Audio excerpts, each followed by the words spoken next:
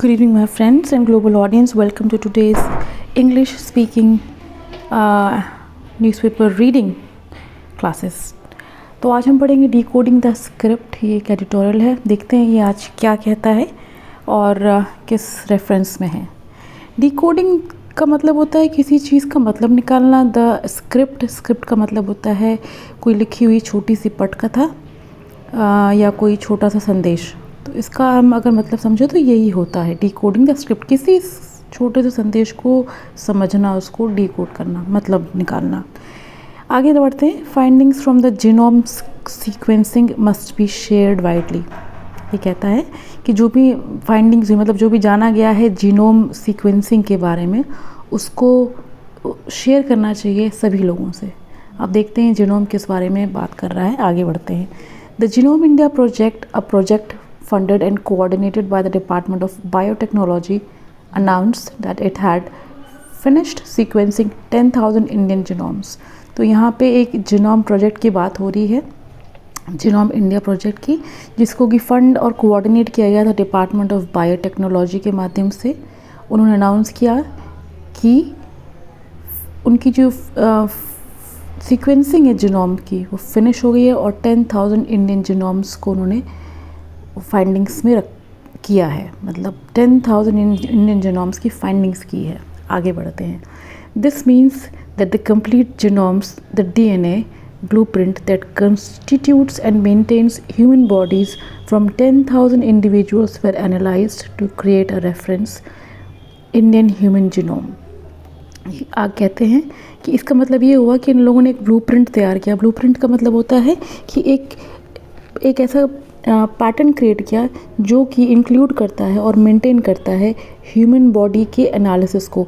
तो 10,000 इंडिविजुअल्स के जीनोम और डीएनए को एनालिसिस किया गया और एक रेफरेंस बनाया गया जिसको कहा गया Indian human genome.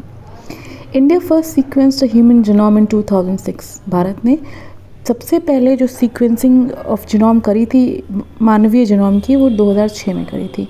In a way, the latest enterprise would be akin to the creation of the first ever detailed map of India with all political units, key geographical and topographical features, as opposed to a world map prepared elsewhere, with India just one of the several countries and devoid of granular detail।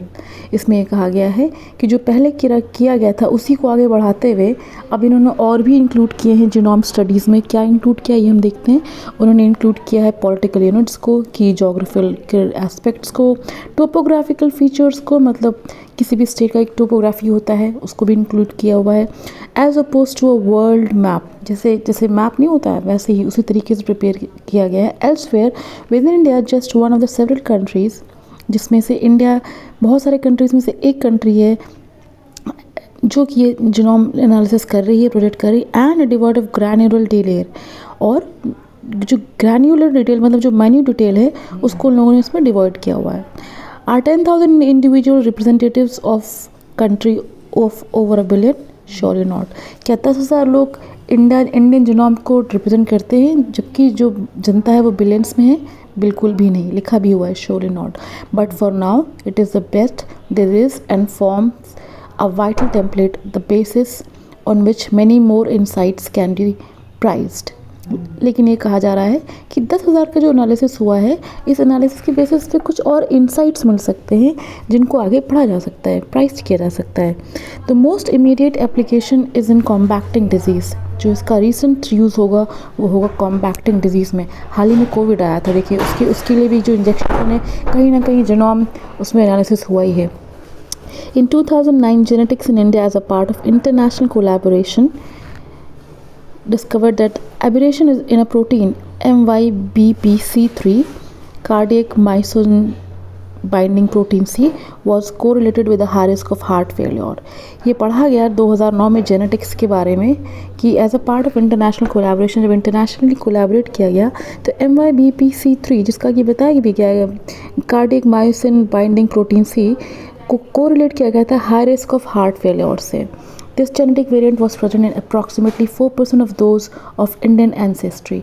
और ये जो genetic था ये approximately 4% Indian ancestry में present था, a higher than expected number given that this problematic variant is rare.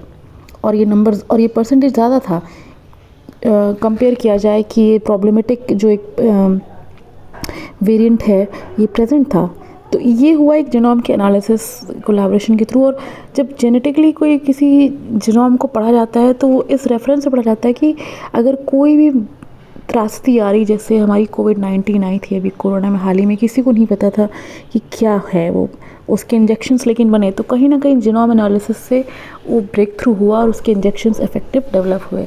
ऐसे ही बताया गया है कि 2009 में जब जेनेटिक्स की स्टडीज़ हुई थी कोलैबोरेशन में, तो एक ऐसा प्रोटीन पाया गया था जिसमें एब्रेशन था। एब्रेशन का मतलब कोई कमी थी, जिससे MYBPC3 का रिस्क बताया गया है, high risk of heart failure, और वो भारत में 4% था इंडियन एंसेस्ट्री में, जो कि एक अगर कहा जाए तो एक मिनिमम एक्सपेक्टेड रेट से ज़्यादा था। India has close to 4,500 population groups, and the subcontinent's history of being ordered along caste lines through endogamy implies that rare genetic variants, many harmful, that ordinarily through the course of evolution out to have died out persist। कहा जा रहा है यहाँ पे कि जो India का population है 4,500, उसमें अगर देखा जाए तो सब कॉन्टिनेंट हिस्ट्री का अगर हम ऑर्डर करते हैं alongside caste line through endogamy implies कि रेयर जेनेटिक जो होती बीमारियां हैं वो हार्मफुल हैं, और इसका जो एवोल्यूशन है वो यही होता है कि वो उसका एवोल्यूशन बढ़ता है and it leads towards died out persist. जैसे कि हम डाइड आउट परसिस्ट मतलब जैसे कोरोना एक तरह से फैली हुई थी, क्योंकि पता नहीं था कि कहाँ से क्या बैक्टीरिया या क्या, धीरे धीरे एनालिसिस हुआ उसका, but it was a very very scary time of corona, Covid times when you were locked.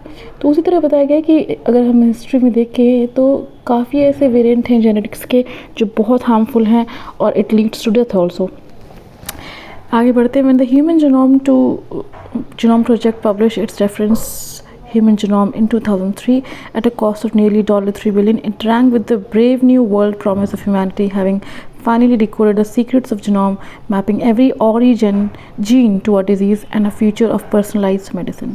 जब ये देखा गया कि जीनोम प्रोजेक्ट जब लॉन्च हुआ है जिसकी कॉस्ट $3 बिलियन है, तो ये माफ़ करिएगा इस टेक्निकल ग्लिच के लिए, ये समझा गया कि जो भी हम जीनोम इसको हम स्टडी करेंगे वो हम एक ब्रेव न्यू वर्ल्ड बनाएंगे, क्योंकि वो जीनोम हम मैप करेंगे हर एक और डिजीज़ के आगे और एक पर्सनलाइज्ड मेडिसिन डेवलप होगी। Much of the genome in India's sales pitch reflects similar promises. However, the subsequent decades have tempered such expectations। काफ़ी सारे जीनोम्स जो हैं वो यही बताते हैं कि किस वजह से क्या बीमारी है, लेकिन हाल ही में हाई एक्सपेक्टेशंस की वजह से जीनोम्स में कुछ छेड़खानी भी की जा रही है। For one only a small fraction of disease is monogenic determined by a single gene. अगर देखा जाए तो किसी एक बीमारी के बारे में मोनोजेनिक अगर पता चलता है तो वो किसी एक सिंपल जीन्स के माध्यम से होता है। Despite advance in knowledge of how rare inherited genes caused debilitating disease, little could be known as a necessary medicine if discovered। भले ही जीन के बारे में पता चल गया हो, लेकिन ये नहीं पता चल पाता कि वो जो डिजीज़ इतनी खतरनाक हुई उसका क्या पर्टिकुलर मेडिसिन हो सकता है। इंस्पाइट की साइंटिफिकली इतने हम लोग एडवांस हैं, पर usually too expensive for those in need. और अगर पता भी चलता तो ये पता चलता है कि जो उसका मेडिकेशन है इट्स वेरी एक्सपेंसिव, जिनको उसकी ज़रूरत है। In other words genome sequencing only open new reams of complexity.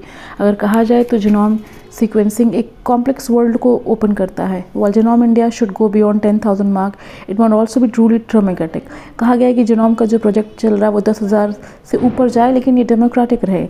The findings should not be locked up in ivory towers of academia and should involve imaginative collaborative with scientists, students, technology companies, ethicists and social scientists to push forward India's understanding of itself। ये कहा जा रहा है कि जब ये research हो रहा है तो इसको आइवरी टावर्स मतलब अपने बड़े फैसिलिटी के टावर्स में इसको लॉक न किया जाए, बल्कि इसको शेयर किया जाए साइंटिस्ट स्टूडेंट्स के साथ, कोलैबोरेट किया जाए कंपनीज, एथिस्ट और सोशल साइंटिस्ट के साथ, ताकि इस जीनोम के बारे में ज़्यादा समझ हो सके और पता चल सके कि कोई नया ब्रेक थ्रू हम कर सकते हैं कि नहीं। तो ये थी आज की हमारे जीनोम की क्लास, डिकोडिंग द स्क्रिप्ट।